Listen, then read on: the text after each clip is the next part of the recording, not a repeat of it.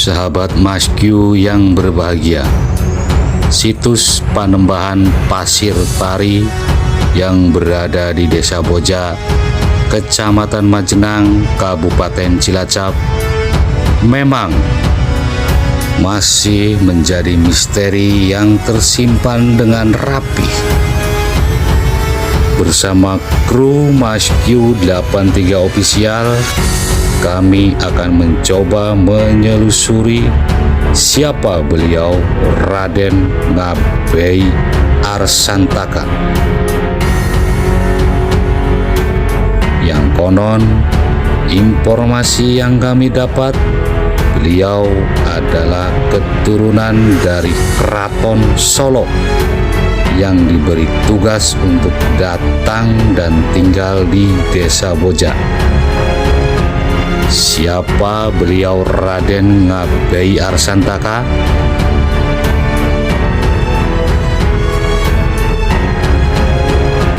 Saksikan hanya di channel YouTube Mas Q83 Official.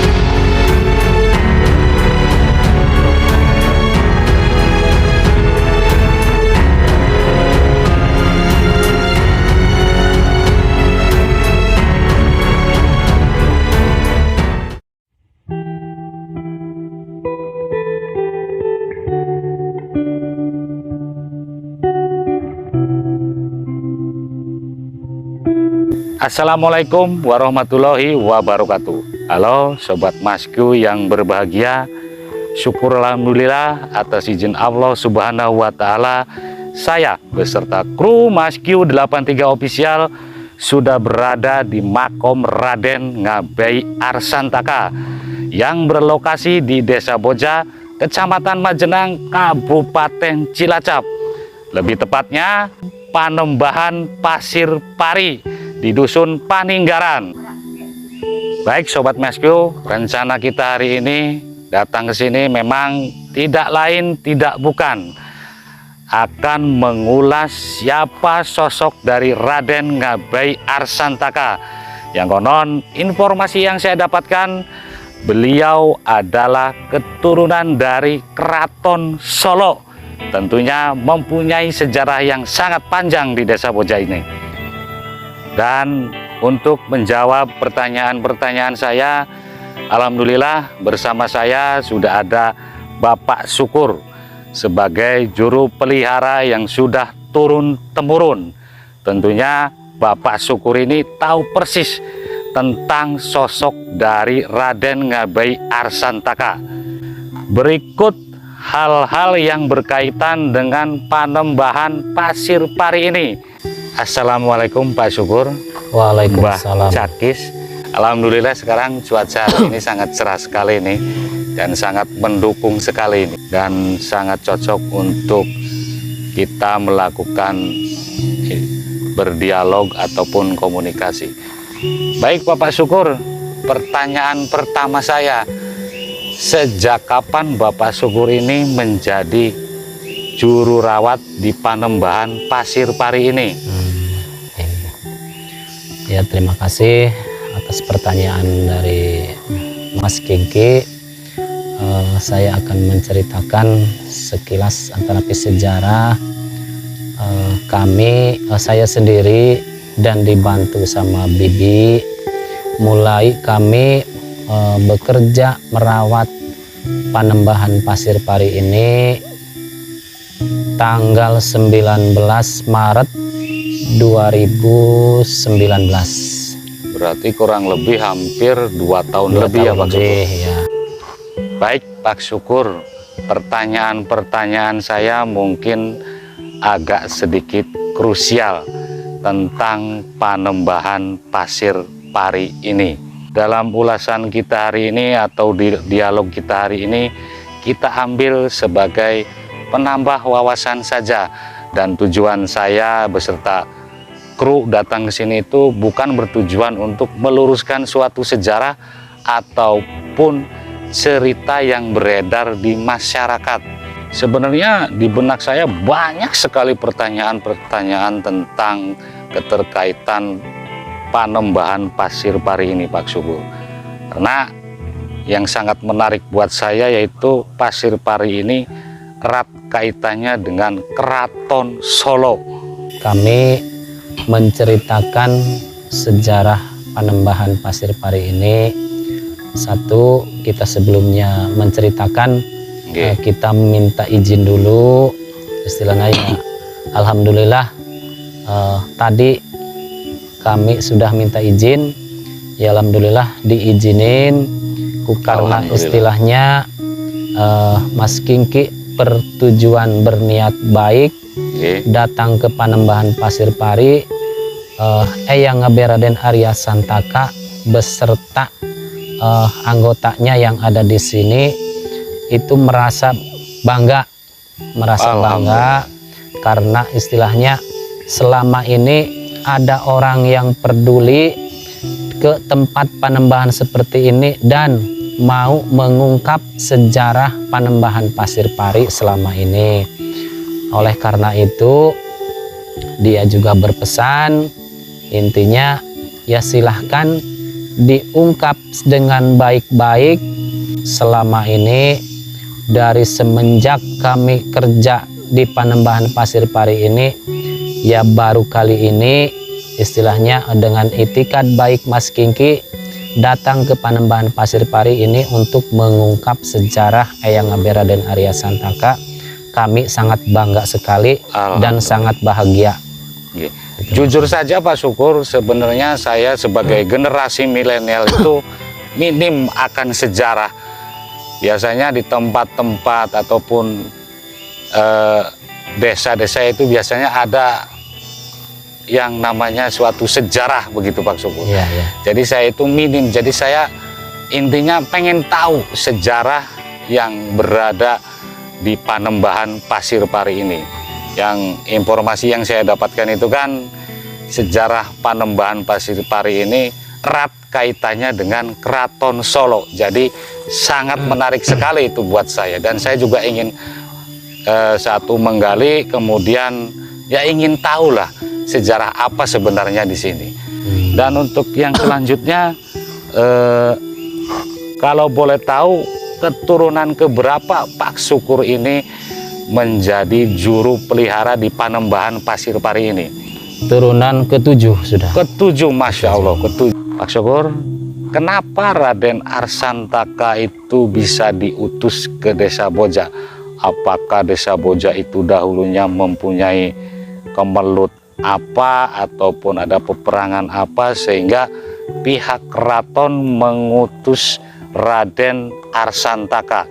Untuk sejarah Panembahan Pasir Pari yang ada di Desa Boja, ya alhamdulillah selama ini kami dari awal cerita dari orang tua dulu itu sejarah yang dinamakan Raden Arsantaka itu, dan dia membawa adiknya ke sini itu Raden Jakasumbaga. Konon ceritanya Raden Ngabe Arsantaka itu punya 5 bersaudara. Cuman yang 2 itu Raden Arsantaka sama Raden Jakasumbaga diutus sama orang tuanya, ya intinya bapaknya, kamu mencari ilmu ke barat. Lah dari pada waktu itu bapaknya masih di Keraton Solo. Jadi termasuknya masih keturunan dari Keraton Solo. Yang 3 lagi adik-adiknya itu yang 3 lagi adik-adik kamu nanti ilmunya dari saya. Ya. Lah yang 2 itu Raden Arsantaka sama Raden Jakasumbaga, ya dia diperintah suruh istilahnya mengisi di Desa Boja. Akhirnya dia bergurunya ke Ki Ajar Sakti yang ada di Gunung Padang. Ajar Sakti. Ki Ajar Sakti. Lah setelah dia berguru sudah lama, mungkin sudah apa yang didapatkan itu, yang diinginkan sudah dapat dari Ki Ajar Sakti, dia diutus suruh datang ke Desa Boja. Karena pada waktu itu di Desa Boja itu ada manusia itu enggak hidup atau tapi enggak berkembang. Oleh karena itu katanya ke Mbah Dalem Arsawangsa itu di Boja itu harus ditaruh orang yang rembesing Ratu Kusuma. Lah, kalau boleh tahu, ya, itu barusan Pak Syukur menyebutkan rembesing Kusuma. Rembesing Itu Kusuma artinya apa itu Pak Syukur? itu ya itulah istilahnya Raden Arsantaka itu masih keturunan dari Solo, dari Keraton Solo. Ya mungkin itu yang rembesing Ratu Kusuma itu ya Raden Arsantaka itu keturunan ratu dari Keraton Solo, dari keturunan gitu ya, Pak Syukur. Makanya dia datang ke Desa Boja, ditempatkan di Desa Boja. Ya setelah ditempatkan di Desa Boja, Mbah Dalem Arsawangsa itu kan punya anak, namanya Rumsiti. Rumsiti. Lah setelah itu dia dijodohkan apa dikawinkan, dinikahkan. Lah setelah menikah mungkin punya keturunan-keturunan, akhirnya di Desa Boja itu manusianya berkembang. Jadi enggak ditaruh manusia itu enggak meninggal gitu. Akhirnya berkembang. Dan yang mengutus itu mengutus Raden Arsantaka untuk datang ke Desa Boja itu siapa Pak Syukur? Itu Mbah Dalem Arsawangsa. Mbah Dalem Arsawangsa. Ya. Mungkin melalui apa Pak Syukur? Itu melalui kebatinan. Melalui kebatinan. Ya, Masya Allah, sangat luar biasa sekali. Pada zaman dahulu kan tadi disebutkan Mbah Arsawangsa. Memang dulu itu di Desa Boja itu masa itu seperti apa Pak Syukur? Waktu itu masih istilahnya hutan lah, masih seperti hutan belantara gitu belantara. Ya, cuman istilahnya ya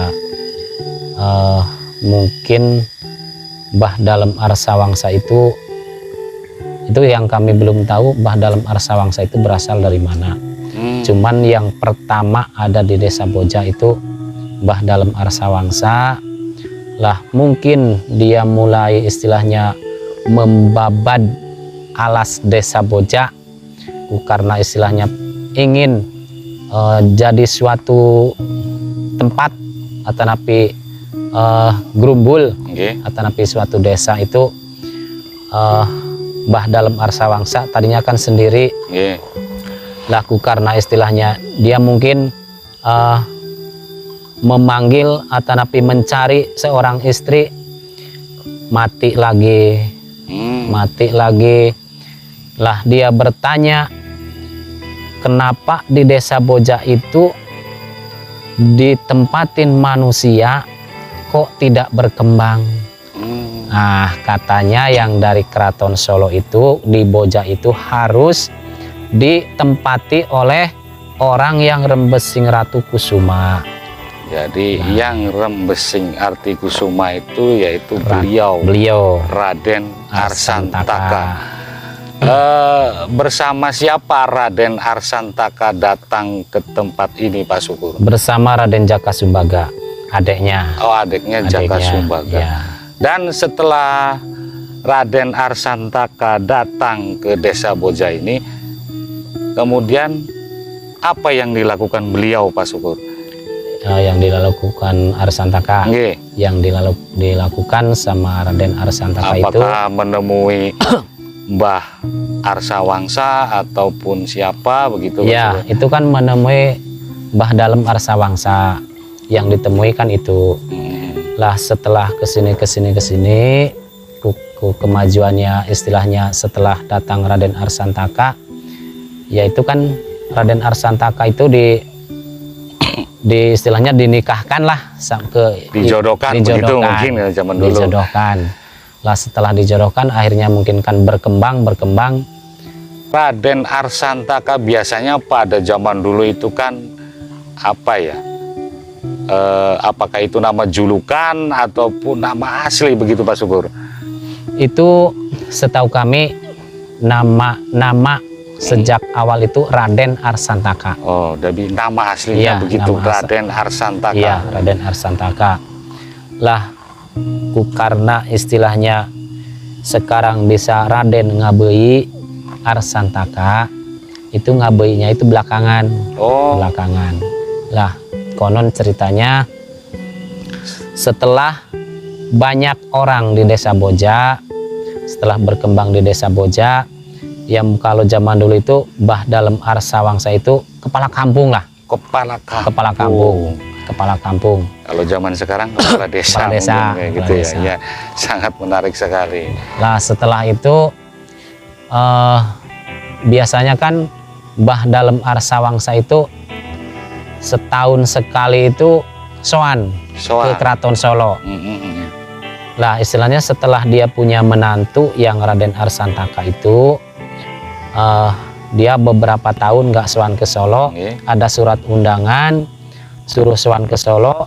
Mbah Dalem Arsawangsa itu nggak berani karena dia mungkin beberapa tahun nggak ke Keraton Solo, nggak sowan, takutnya dihukum. Lah, Masya Allah. Mbah Dalem Arsawangsa itu memerintahkan ke menantunya yang nama Raden Arsantaka. Raden Arsantaka itu datang ke Keraton Solo, istilahnya di sana ternyata sampai ke Keraton Solo itu mau dikasih pangkat kalau zaman dulu, kasih gelar. Nah, setelah itu katanya yang dari Keraton Solo itu siapa-siapa yang datang ke sini yaitu yang menerima pangkatnya, menerima gelar tersebut. Masya Allah. Nah setelah dia pulang dari Solo ke Boja, ditanya sama mertuanya Mbah Dalem Arsawangsa, kamu di sana gimana? Ya cuman dikasih gelar, dikasih pangkat, tapi katanya dari Keraton Solo itu siapa yang datang ke sana itu yang berhak mendapatkan gelar itu. Pada akhirnya Raden Arsantaka yang mendapat gelar. Gelarnya apa Pak Syukur? Itu gelarnya Ngabei. Kalau istilahnya zaman sekarang itu camat. Oh, kalau istilah zaman sekarang itu camat. Makanya di Desa Boja itu mungkin ya pernah dengar mau jadi kecamatan. Itulah sejarahnya dari Raden Arsantaka digelar dikasih pangkat Ngabei. Jadi kalau bahasa sekarang itu camat, katanya camat. Dan cerita tersebut itu sampai keluar desa. Ya. Saya yang di luar desa pun mendapat cerita waktu kecil, baik dari ibu saya atau dari kakek saya, bahwa suatu saat nanti Desa Boja itu akan jadi kecamatan. Betul. Mudah-mudahan saja Pak Syukur. Amin. Oke Pak Syukur, Raden Arsantaka itu datang ke sini itu pada tahun berapa Pak Syukur? Raden Arsantaka itu datang ke Desa Boja itu sekitar tahun 1633. Masya Allah, sudah lama sekali berarti itu ya. Ya, Dan kalau dihitung-hitung ke sekarang itu lebihnya itu segitu. sosok dari Raden Arsantaka yang membuat saya sedikit penasaran. Seperti apa sih sosoknya Pak Syukur? Yang pernah saya lihat Mm-mm. itu sosok Raden Ngabe Arsantaka itu orangnya tinggi besar seperti orang Arab, istilahnya godegan lah, Bewok kayak gitu ya. tinggi besar itu, persis kayak orang Arab. Dia seringnya memakai jubah warna putih, kadang-kadang warna hijau telur. Itu Masya Allah, sosoknya itu seperti itu. sosoknya seperti itu. Dan biasa kalau lagi itu sama kayak pakaian keraton lah, Pakaian keraton gitu ya Pak seragam Syukur. keraton ya, seperti itu. Oke, beliau Raden Ngabe Arsantaka, apakah wafatnya di sini ataukah pulang kembali ke Keraton Solo Pak Syukur?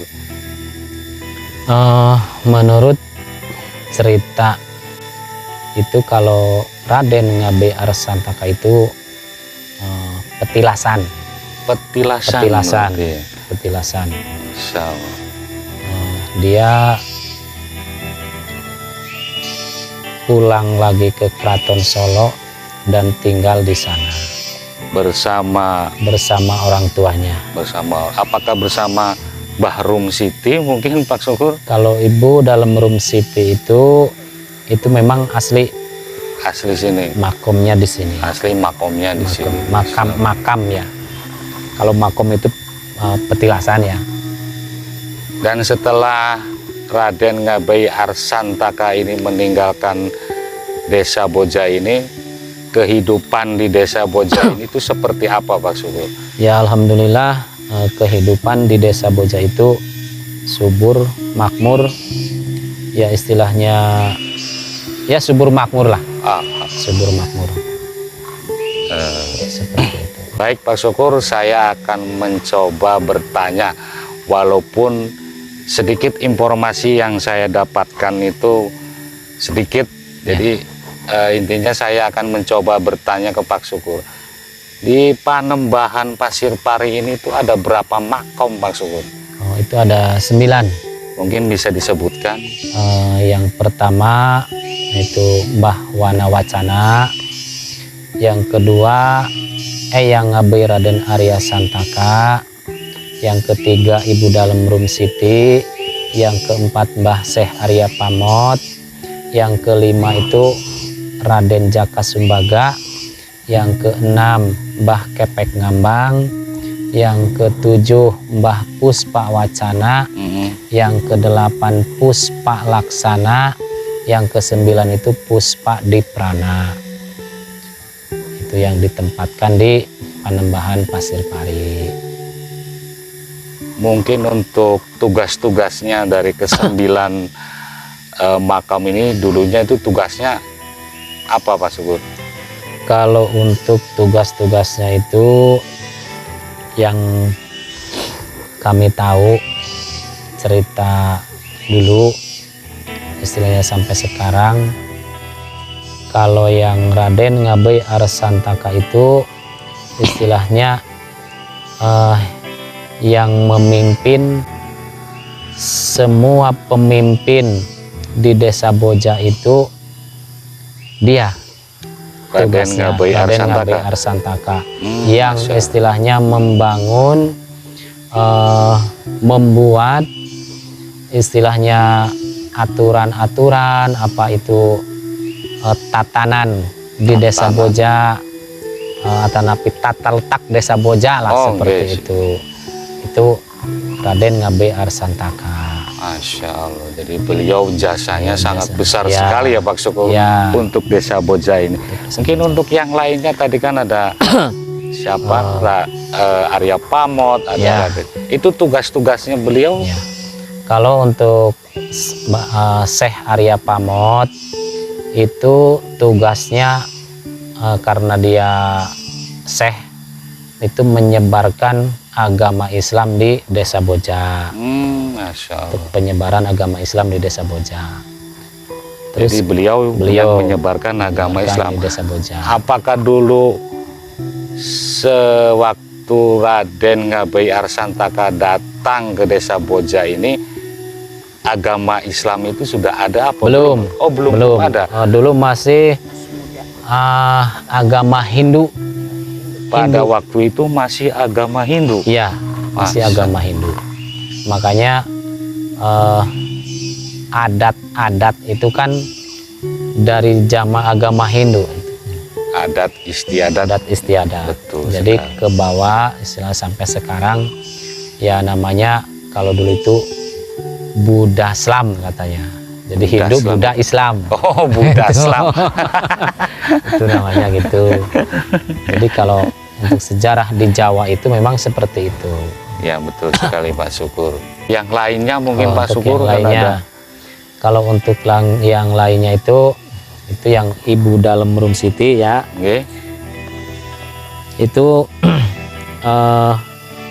kalau menurut cerita di sini itu Ibu Dalem Rum Siti ya orang yang paling cantik juga sih di Desa Boja. Masya Allah. Orang yang paling Ya. cantik, namanya perempuan Ya, cantik Pak Ibu Syukur. Dalem Rum Masya Siti. Allah. Luar biasa sekali. Ya istilah yang mengasuh lah, yang Nggih, mengasuh, nggih, yang nggih, mengasuh siap, semua istilahnya masyarakat Desa Boja. Desa Boja ini. Terus yang Wana Wacana itu memang terletak di sebelah barat, masih di luar pagar. Di luar pagar. Itu yang Wana Wacana. Imam masjid, istilahnya imam yang jadi imam di tempat ini itu.